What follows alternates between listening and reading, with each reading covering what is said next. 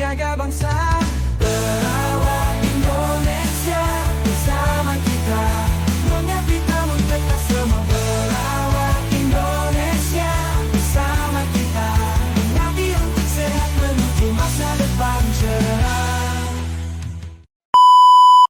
Halo sejawat PPNI, selamat datang kembali di CNS, Channel Nurse Station. Hari ini kita kedatangan tamu yang sangat spesial. Saya sangat senang sekali beliau bisa hadir di dalam podcastnya CNS. Karena kenapa?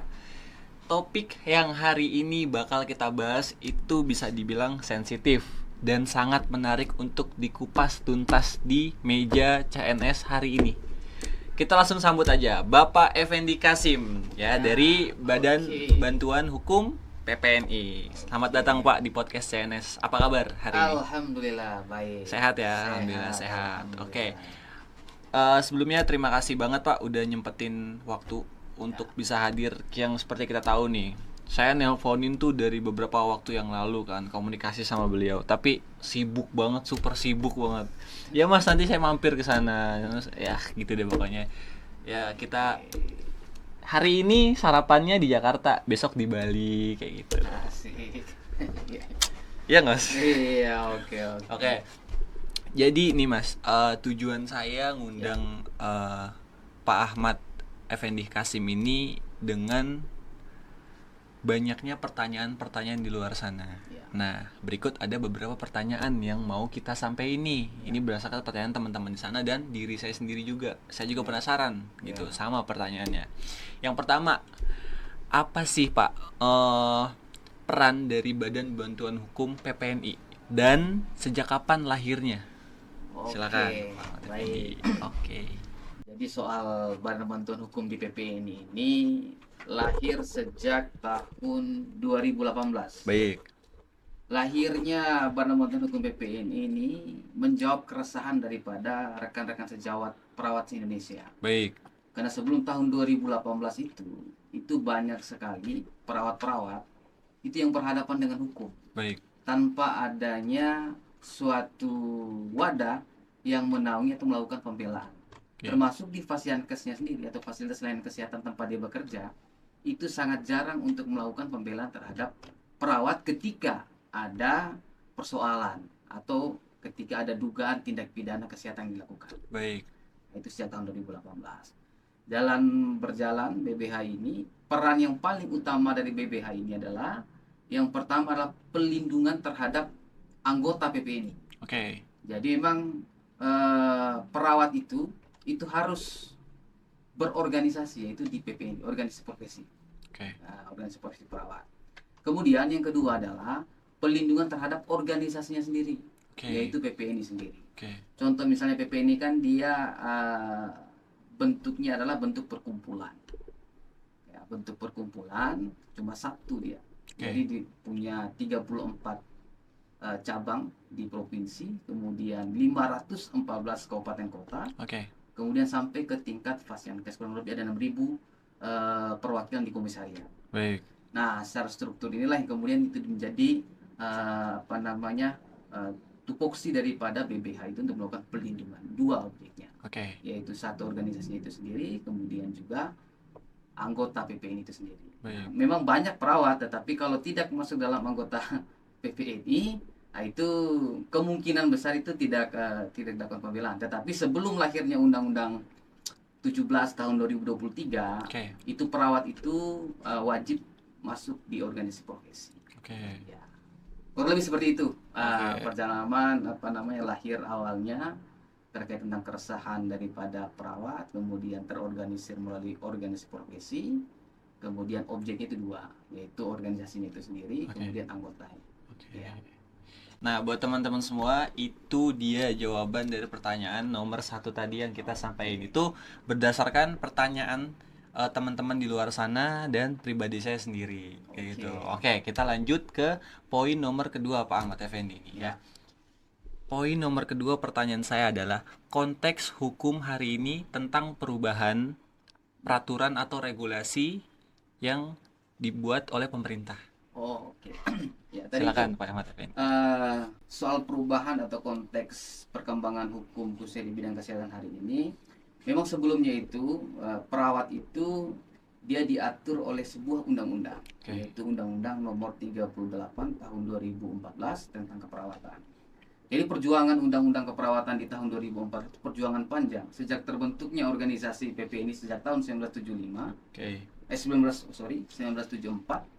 Itu perjuangannya harus bagaimana perawat itu punya payung hukum, yaitu undang-undang. Nah itu. Namun dalam perkembangan regulasi di negara kita di Indonesia ini ada terjadi sebuah gelombang perubahan regulasi, yaitu bagaimana di bidang kesehatan ini harus ada namanya Omnibus Law. Jadi Omnibus Law ini masuk di dunia kesehatan, kemudian bagaimana aturan-aturan yang ada di bidang kesehatan menjadi satu. Oke. Nah, itu tidak bisa kita tolak, karena itu merupakan kebijakan dari negara. Walaupun sebelumnya kita itu juga memberikan masukan kepada pemerintah, bahkan kita juga secara tegas untuk menolak terkait tentang Omnibus Law Oke. di bidang kesehatan, karena dalam dampaknya adalah undang-undang keperawatan pasti akan dicabut. Nah, itu yang kita tolak.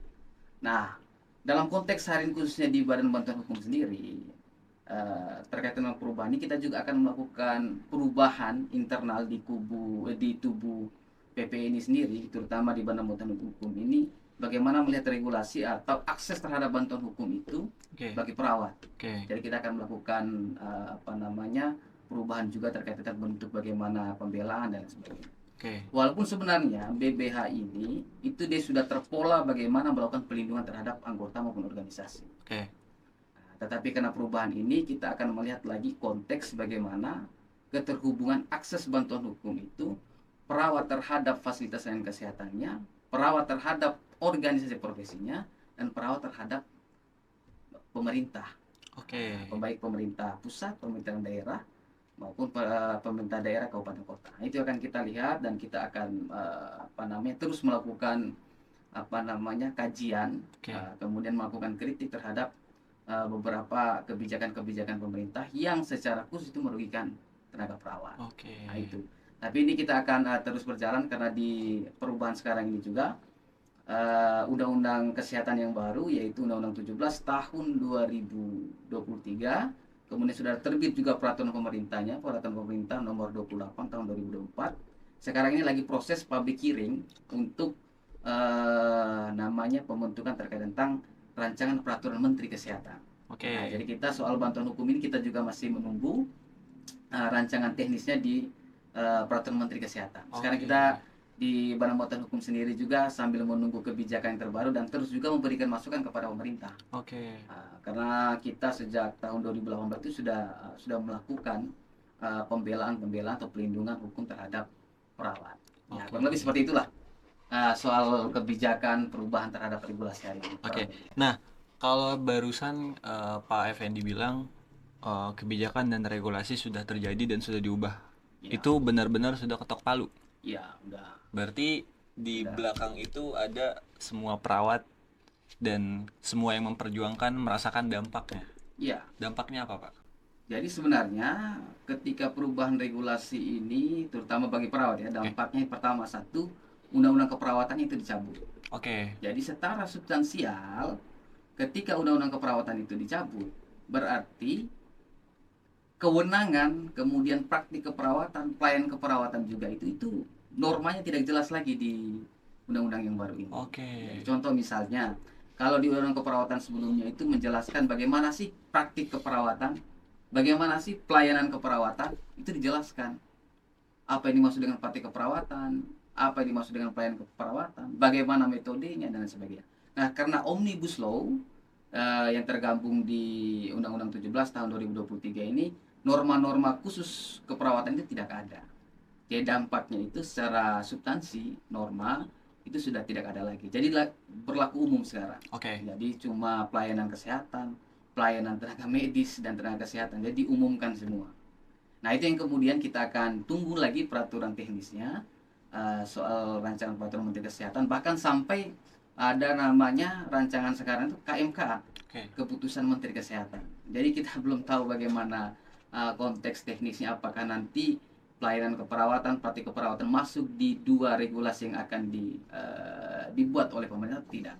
Nah, ini akan kita masih menunggu bagaimana. Tapi terlepas daripada itu, kita hari ini juga akan melihat terus, kemudian mengkaji soal perkembangan regulasi.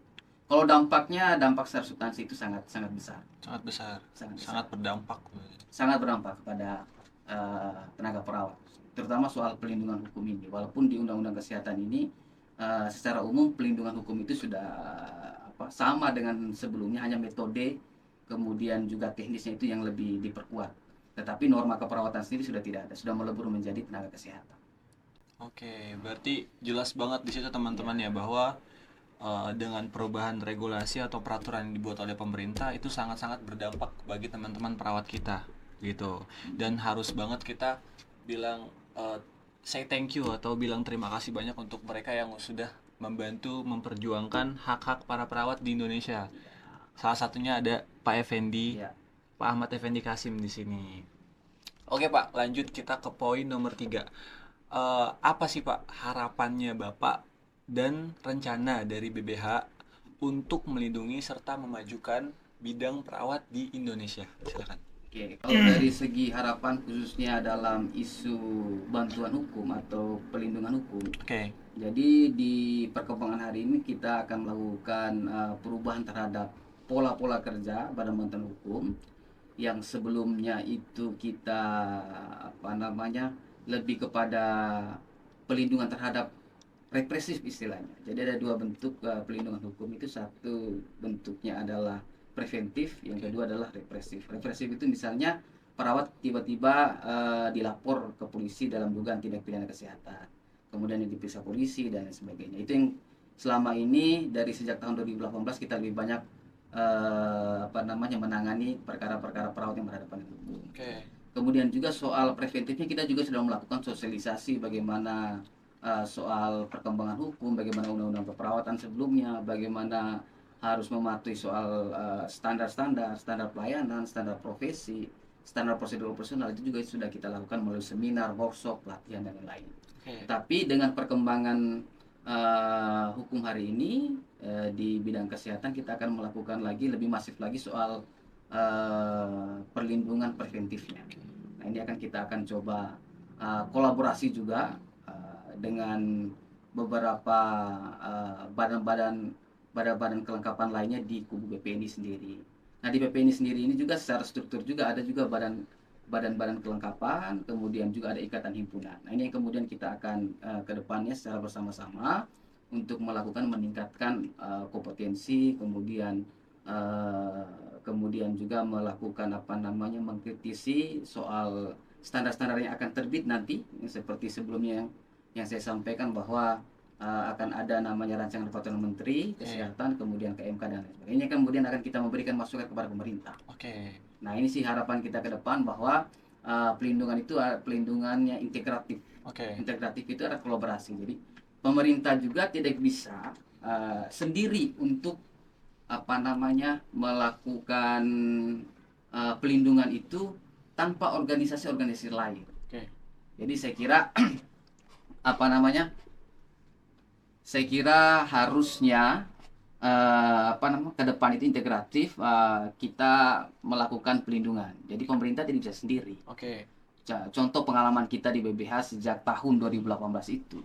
Walaupun undang-undang sebelumnya itu mewajibkan bahwa di pemerintah, baik pusat maupun daerah, itu provinsi maupun kabupaten kota itu melakukan pembinaan. Oke. Ketika ada persoalan itu melakukan pembinaan, kemudian melakukan pelindungan terhadap tenaga kesehatan. Tetapi toh juga akses terhadap bantuan hukum atau pelindungan hukum itu juga itu tidak didapat oleh teman-teman perawat, sehingga masuklah organisasi profesi yang mewadahi kawan-kawan ini sebagai anggotanya. Nah, itu yang kita masuk. Nah, hari ini juga harapan kita ke depan bahwa mudah-mudahan ada terciptanya kolaborasi itu ke depannya. Oke. Soal melakukan pelindungan ini harusnya secara bersama-sama Dengan pemerintah. Oke. Karena kenapa? Karena perkembangan hukum masyarakat ini kan sangat cepat. Regulasi atau kebijakan yang dibuat kadang-kadang tidak sinkron. Nah, saya kira itu untuk harapan kita ke depan. Oke. Berarti gini, terkait dengan ini pertanyaannya Ya. terkait dengan bidang atau profesi yang Pak Ahmad Effendi jalanin. Ya.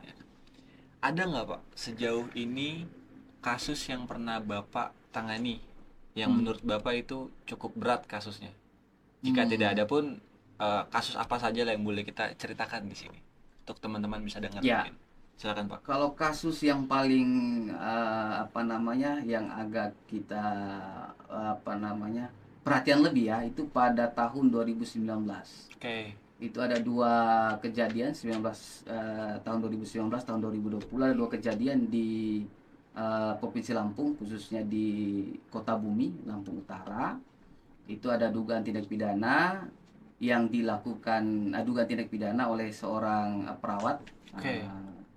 Itu dia melakukan praktik mandiri di rumahnya, tetapi sebenarnya dia bukan melakukan praktik mandiri yang yang resmi ya, tetapi dia itu diminta tolong oleh masyarakat itu untuk pasien. Oke. Nah, dia diduga itu, kemudian dia melakukan perawatan luka sederhana sebenarnya. Nah, tiba-tiba dia dilapor 1 bulan sesudahnya. Nah, ternyata pasien itu masuk rumah sakit, di rumah sakit dia sebulan kemudian meninggal. Nah, dia meninggalnya di rumah sakit, kemudian penyebab kematiannya juga ada istilahnya sepsis. Oke. Nah, tetapi perawat 1 bulan sebelumnya yang merawat itu yang dilapor. Nah, itu kita lakukan pembelaan. Kita lakukan upaya mulai dari pada saat ditetapkan tersangka, kita lakukan upaya pra peradilan, kemudian sampai ke peradilan. Dan ya singkat cerita, si perawat ini yang diduga melakukan dugaan tindak pidana tadi itu, Oke. dia bebas. Bebas. Dia bebas. Ancaman tuntutannya itu 3 tahun 6 bulan.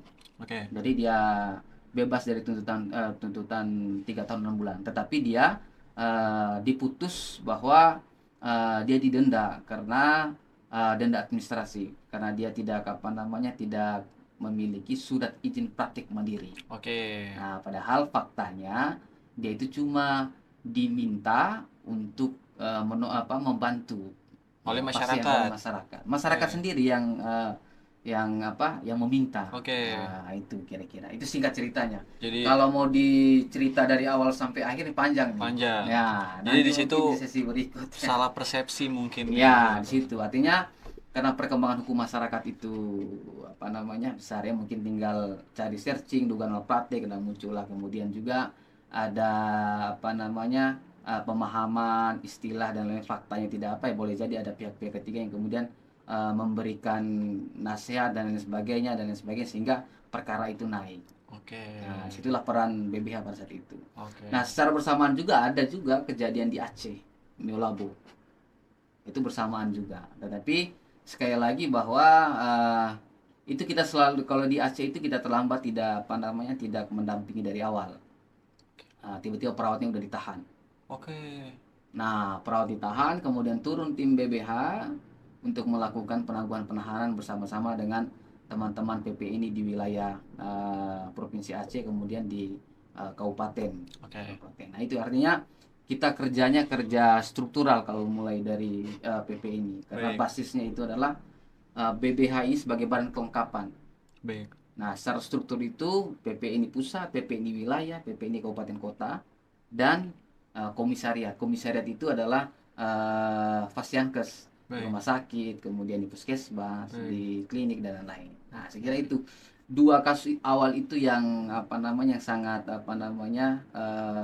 berkesan bagi di BBH awal-awal, karena pembentukannya 2018, 2019 itu sudah ada masuk pengaduan, dan banyak sebenarnya yang masuk, tetapi yang memang sampai ke proses peradilan itu ada 2 kasus itu yang awal.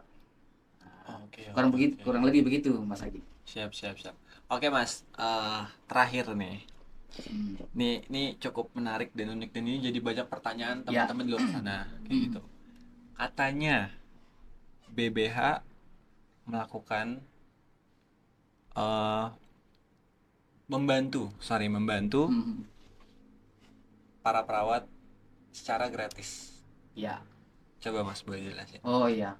Ya memang memang tujuan dibentuknya BBH ini, satu memang melakukan pelayanan itu gratis atau cuma-cuma ya. Cuma-cuma. Jadi memang karena itu tadi, karena secara struktur perawat ini kalau di konteks sumber daya manusia kesehatan itu posisinya itu paling terdepan dia di sistem pelayanan. Di Oke. pelayanan manapun, di fasilitas manapun. Oke. Dan sangat rawan dalam dugaan tindak pidana, terutama Oke. dugaan tindak pidana kesehatan. Oke. Perawat itu ada dua, ada dia sebagai dugaan tindak pidana sebagai pelaku, ada juga sebagai korban, Oh, korban iya. penganiayaan, pemukulan misalnya di IGD misalnya nih Mas Agi ya. Tiba-tiba ada pasien gawat darurat, misalnya kecelakaan, datang bersama dengan keluarganya. Oke. Tiba-tiba misalnya di IGD itu masih full juga pasien, tiba-tiba Full. ingin dilayani cepat. Oke. Nah, kan? Nah, terkadang kala karena situasi dan kondisi emosi keluarga, kenapa biasa perawat itulah yang berhadapan-hadapan dengan pasien maupun keluarganya. Biasa Betul. juga sering juga terjadi sebagai korban. Oke. Nah, itu yang kita lakukan dan semua gratis. Jadi Tanpa biaya spesial tanpa pun. biaya spesial pun. Ketika misalnya ada pengaduan dari teman-teman komisariat ke kabupaten kota ke provinsi ke pusat, ya kemudian perintah dari pimpinan ketua umum PP ini untuk memerintahkan BPH turun untuk melakukan pembelaan, kita lakukan pembelaan. Oke. Dan semua itu gratis difasilitasi oleh semua PP ini. Berarti 0 rupiah. 0 rupiah. 0 rupiah. Bahkan kalaupun misalnya dalam konteks pertemuan dan lain sebagainya, itu semua ditanggung oleh organisasi profesi PP ini. Oke. Semua gratis sampai hari ini. Semua gratis, 0 rupiah. Konsultasi sampai ke tingkat manapun. Misalnya dalam proses peradilan itu ada tingkat tingkat pengadilan negeri, kemudian tingkat banding sampai tingkat kasasi. Itu semua proses peradilan semua ditanggung. Gratis. Nah, gratis semua. Oke, berarti ini jadi informasi penting buat teman-teman perawat di luar sana nih, teman-teman sejawat seprofesi teman-teman ya. Jadi buat kalian, ketika kalian masih belum tahu, kan sekarang ada peraturan regulasi baru. Ya, dimana kalian udah nggak bisa lagi nih langsung lapor ke BBH melalui BBH PPNI. Jadi kalian mungkin bisa, kalau kalian lagi tanya-tanya nih kan, sekarang kan ada regulasi gini-gini, kita nggak tahu nih cara ngelapornya kayak gimana. Mungkin bisa lewat DM Instagram PPNI mungkin, Iya, atau bisa. nanti ya, jadi itu bisa kalian jadiin itu urgent lah, Iya. urgent call center ke DM Instagramnya PPNI kayak gitu. Iya. Nanti untuk detail lengkapnya kita akan bahas di situ, kita akan jawab di situ, dan itu juga pasti jawaban yang kita lampirin ke kalian itu pasti berdasarkan, kita langsung tanya dulu nih sama Pak Ahmad Effendi. Iya, Kayak gitu. oke. Jadi berdasarkan penjelasan dari beliau langsung. Jadi nggak kita asal-asal kayak gitu. Oke, Pak Effendi, Iya. sudah sampai di ujung nih. Oke, Terima kasih siap. banyak Pak Effendi udah bisa Sama-sama. datang di podcastnya CNS hari ini, udah nyempetin hadir.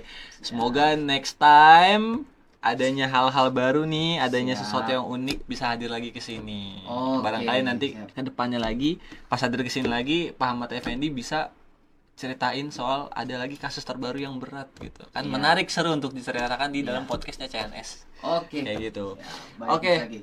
Buat teman-teman semua, terima kasih banyak. Ada sedikit informasi penting nih buat kalian. PPNI baru aja merilis ya, namanya PPNI Pay. Itu udah tersedia di Play Store, sorry. Sudah tersedia di Play Store. Jadi kalian bisa langsung cek aja namanya PPNI Pay ya, buat teman-teman perawat nih. Jadi kalian gak usah pusing-pusing kalau kalian tuh orangnya cashless gitu. Terus kalau jarang bawa cash, suka belanja kopi, jajanan ya kan, kalian suka ke Alfamart, sini segala macam, kalian bisa langsung pakai PPNI Pay, teman-teman. Itu kalian bisa pakai untuk segala macam pembayaran, mulai dari isi pulsa, token listrik, transfer kemanapun itu bebas, teman-teman. Kalian bisa langsung cek aja di situ. Itu udah tersedia di Play Store, namanya PPNI Pay. Buat kalian yang mau download, cek linknya di deskripsi di bawah sini. Itu. Oke, buat Pak Ahmad Effendi terima kasih Siap. banyak Pak. Sama-sama. Terima kasih banyak. Sehat Oke. selalu Pak. Ya. Sehat selalu. Sama-sama.